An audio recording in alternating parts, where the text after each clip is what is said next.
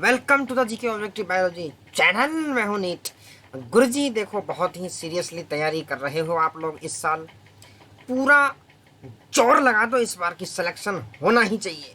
Biology, chemistry और physics, इससे related previous year questions as well as theoretical concepts, GK objective biology by NEET Guruji इस channel पे लगाए जा रहे हैं, जो कि बहुत ही इंपॉर्टेंट है और नीट एस्पिरेंट के लिए तो स्पेसिफिकली डायरेक्ट बेनिफिट होने वाला है।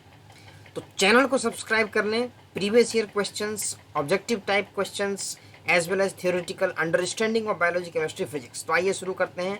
हम डिस्कस कर रहे हैं केमिस्ट्री 2019। ठीक है जी, केमिस्ट्री 2019 नीट का पेपर है। तो 71 conjugate base for Brønsted acid H2O and HF। ठीक है, इसका तुम्हें बताना है कॉन्जुगेट बेस।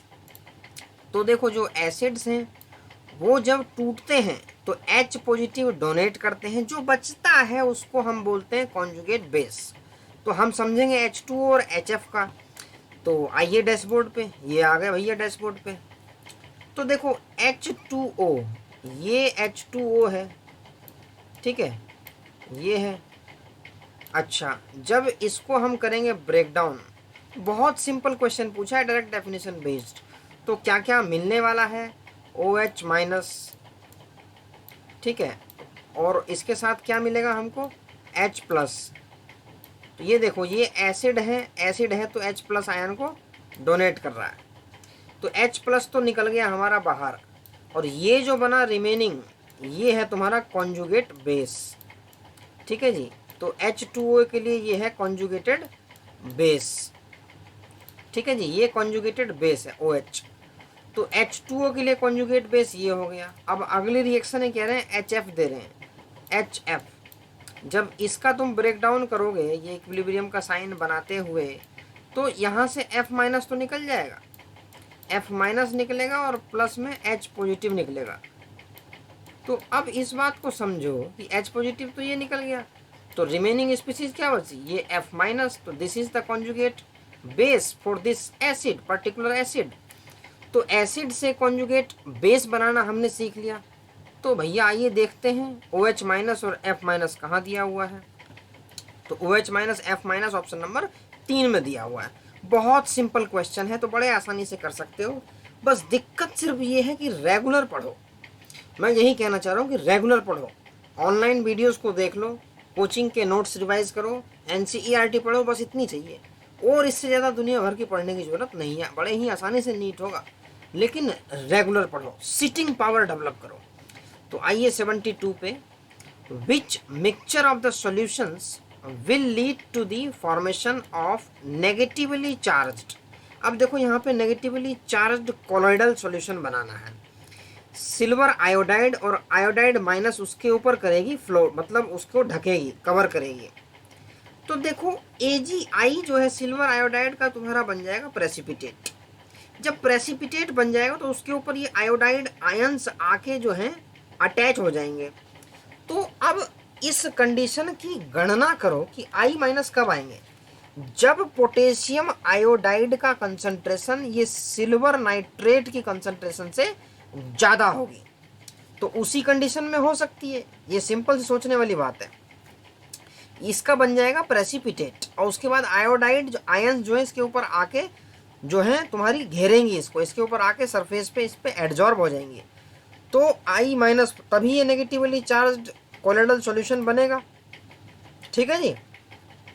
तो ये किस केस में बनेगा? जब कंसंट्रेशन पोटेशियम आयोडाइड की AgNO3 से ज़्यादा हो। तो देखिए ऑप्शन 1 में 1 मोलर है, इसका है 1.5 मोलर, वॉल्यूम भी इक्वल है भाई। तो यहाँ देखो कंसंट्रेशन ज़्यादा है एक तो इसमें, और ऑप्शन नंबर 2 में आइए, इसका 1 मोलर, इसका 2 मोलर, तो यहाँ भी ज़्यादा है।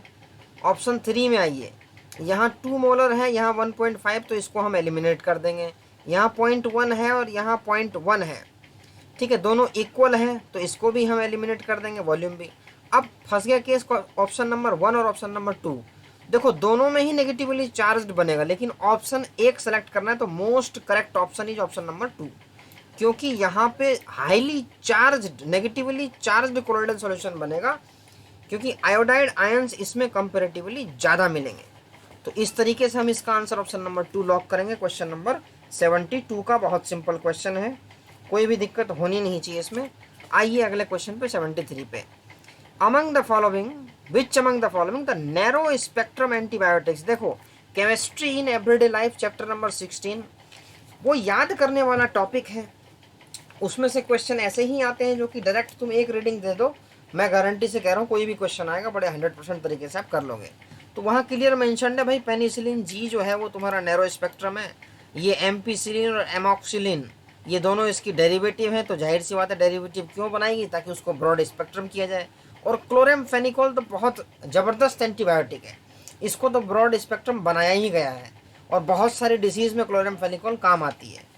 ठीक है जी, तो करेक्ट आंसर हो जाएगा पेनिसिलिन जी। ये बहुत पहले प्रोड्यूस की गई थी, उसके बाद तो पता नहीं हज़ारों मॉडिफिकेशन हो गई, दुनिया भर की दवाइयाँ आ गई और उसको बना दिया ब्रॉड स्पेक्ट्रम। तो 73 का हो गया ऑप्शन नंबर 1।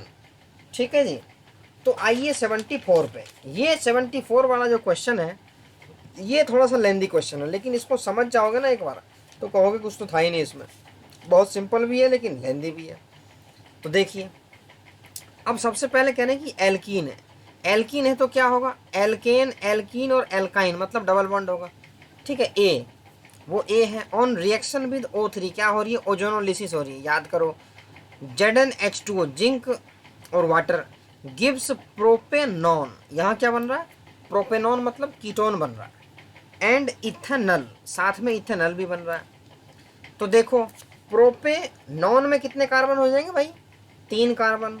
इथेनॉल में कितने कार्बन हो जाएंगे, 2 कार्बन।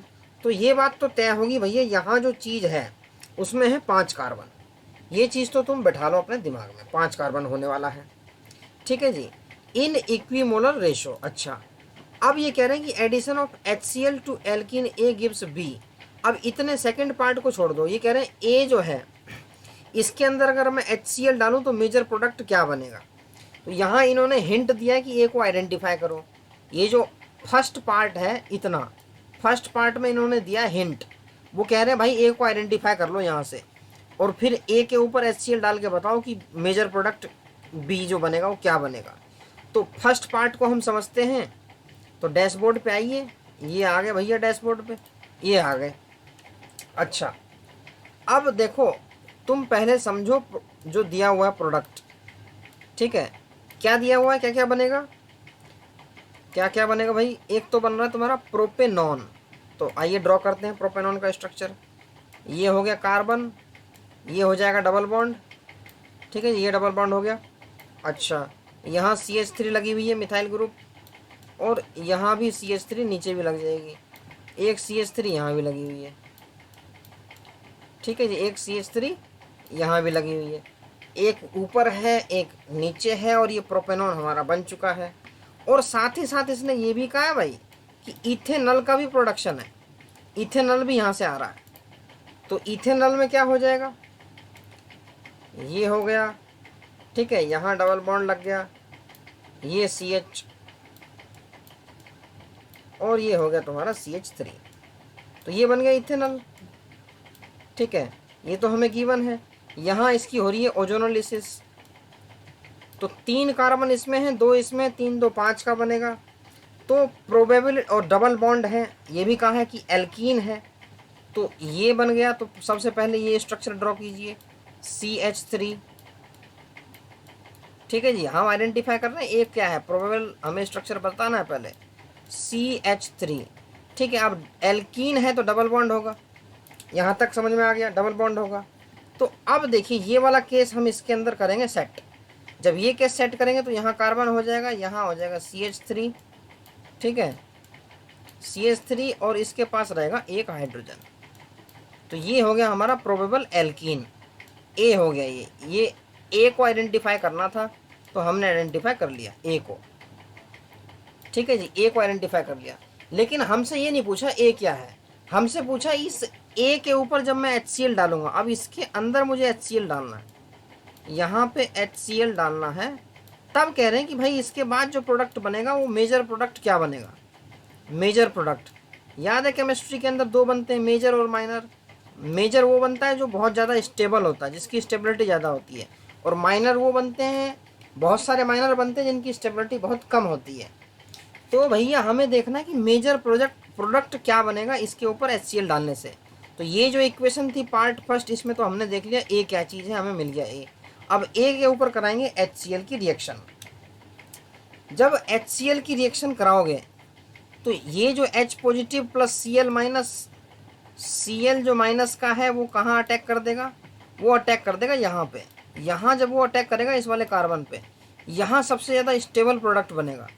तो जो तुम्हारा सबसे ज़्यादा स्टेबल प्रोडक्ट बनेगा वो क्या बनेगा, ये C है, यहाँ CH3, ठीक है जी, यहाँ CH3 बन गया, एक यहाँ CH3, अच्छा यहाँ बन गया, ये Cl यहाँ अटैक मार देगा क्लोरीन, ठीक है जी, यहाँ बन जाएगा सिंगल बॉन्ड रह जाएगा, ये CH2, ठीक है, ये बन गया CH3, ठीक है जी, CH3। अब देखो बात क्या है कि क्यों यहाँ पे ज़्यादा स्टेबल क्यों होगा। CH3 क्या है, मिथाइल ग्रुप है, ये क्या है, इलेक्ट्रॉन डोनेटिंग ग्रुप है, मतलब ये यहाँ से इलेक्ट्रॉन डोनेट करेगा इस पे, तो यहाँ पे जो है डेल्टा माइनस, ठीक है, हल्का सा नेगेटिव चार्ज होगा।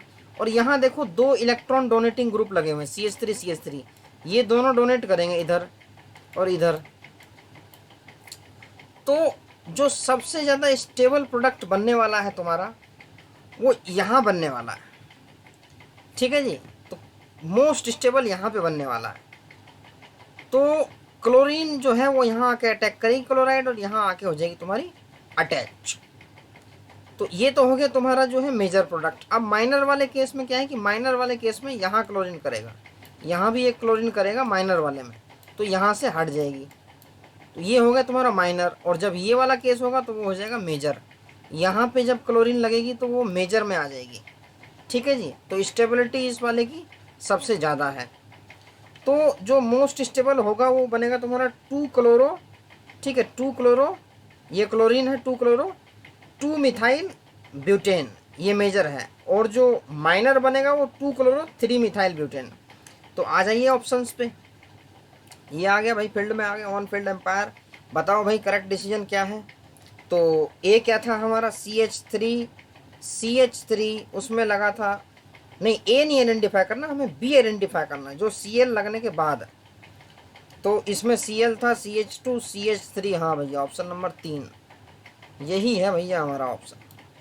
तो इस तीसरे वाले में, चौथे वाले में भी नहीं है, तो ये है हमारा बी। तो बी बोला है हमको आइडेंटिफाई करने के लिए, क्योंकि एल्कीन ए तो हमें ये तो आइडेंटिफाई करना था, इसके साथ हमें HCl को ऐड करा के बी बनाना था एज द मेजर प्रोडक्ट। तो मेजर प्रोडक्ट जो हमने ढूंढ लिया है वो हमारा ऑप्शन नंबर 3 है, ठीक है जी। तो ऑप्शन नंबर 3 ये हमारा मेजर प्रोडक्ट बन जाएगा, ठीक है जी। तो इस तरीके से हमने कर लिया भाई ये क्वेश्चन नंबर 74। अब आ जाओ 75 पे। What is the correct electronic configuration of the central atom in K4FeCN6 based on crystal field theory. तो क्रिस्टल फील्ड थ्योरी के आधार पे ये पूछ रहे हैं कि कौन सा होगा 75। भाई इसमें भी थोड़ा सा लेंदी क्वेश्चन ये हो जाएगा, तो इसको क्योंकि एक्सप्लेन करना पड़ेगा ना इलेक्ट्रॉनिक कॉन्फ़िगरेशन बना के। तो नेक्स्ट डैशबोर्ड पे आ जाओ। अब स्ट्रक्चर हमें दिया हुआ है, देखो सेंट्रल एटम क्या है इसके अंदर, Fe2+। सेंट्रल एटम क्या है, Fe2+। अब इसका जो कॉन्फ़िगरेशन होता है इलेक्ट्रॉनिक कॉन्फ़िगरेशन वो होता है भैया 3D6। ये तुम्हें ध्यान होना चाहिए, अगर यहाँ ध्यान नहीं है तो इसके आगे क्वेश्चन होगा ही नहीं। तो सबसे पहले तुम्हें ये पता होना चाहिए Fe2+ में 3D6 होता है, Fe3+ में क्या होता है, ये सब तुम्हें याद होना चाहिए। तो इसके बाद ही हम शुरू करेंगे कहानी।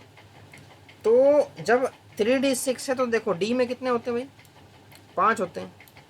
तो डी में होते हैं तुम्हारे 5, ये बना दो, एक ये बन गया, दूसरा ये, तीसरा, चौथा और पांचवा।